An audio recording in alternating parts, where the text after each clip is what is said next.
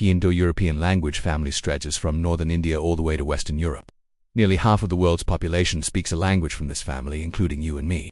English is one of them, belonging to the Germanic branch alongside German, Dutch, and Swedish. In the early 5th century, the Romans ended their 400-year rule over Britain and withdrew from the island. This created a power vacuum. Soon after, Germanic tribes from modern-day Denmark and northern Germany migrated to Britain. Over time, they replaced the Celtic and Romano-British cultures that had dominated the region.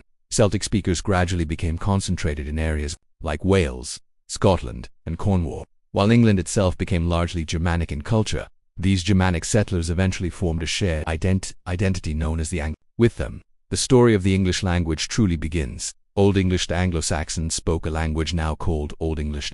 This form of English sounds completely unfamiliar to modern speakers and is largely impossible for us to understand today.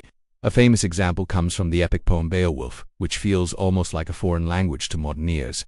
Although Old English is no longer understandable, it remains extremely important. Around half of the most commonly used English words today come from this period. Words such as water, child, ear talk, and the all originate from Old English. In fact, most short and basic English words have Anglo-Saxon roots.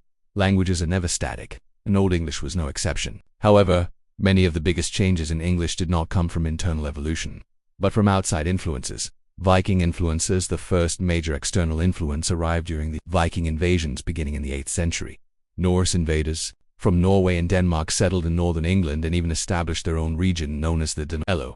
They spoke Old Norse, the ancestor of modern Scandinavian languages. Old Norse had a strong impact on English vocabulary. Common words like sky, bag, law, hit, and even they were borrowed during this time. Middle English. In 1066, William the Conqueror invaded England and defeated the Anglo-Saxons at the Battle of Hastings. A new ruling class, the Normans, spoke Norman French, while the common people continued using Old English. After about a century, these two languages began blending together, forming what we now call Middle English. This explains why English, despite being a Germanic language, shares so many similarities with Romance languages like French and Spanish. Around 30% of English vocabulary comes from French, especially in areas such as law, religion, government, and science. This mixing also created many English synonyms. One famous example appears in food terms. Pig, cow, and chicken come from Anglo-Saxon farmers, while pork, beef, and poultry come from Norman French, spoken by the ruling elite. Middle English simplified many of Old English's grammar rules and moved the language closer to modern English.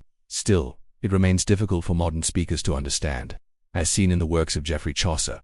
Early modern English. In the 15th century, English underwent a major transformation known as the Great Vowel Shift.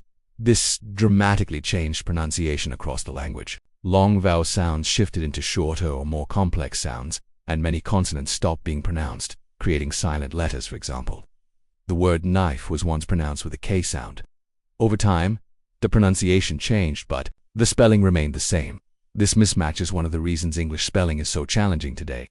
By this point, English had evolved into a form we can mostly recognize. The works of William Shakespeare are a perfect example of early modern English, understandable, but clearly different from how we speak today.